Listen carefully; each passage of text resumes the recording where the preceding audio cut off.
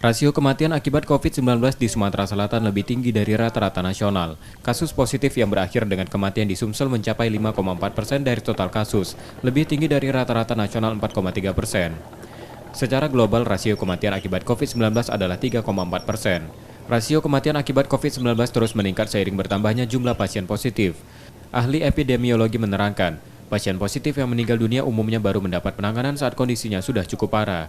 Mereka juga umumnya memiliki penyakit penyerta seperti diabetes mellitus dan hipertensi.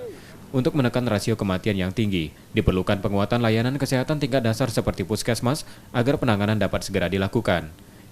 Di samping itu, masyarakat diminta untuk memeriksakan diri sedini mungkin bila muncul gejala terjangkit COVID-19. Ada beberapa mungkin penyebab. Penyebab pertama mungkin memang manajemen penanganan kasus di rumah sakit itu belum begitu baik ya. Pertama PPI ya, pengendalian pencegahan infeksi.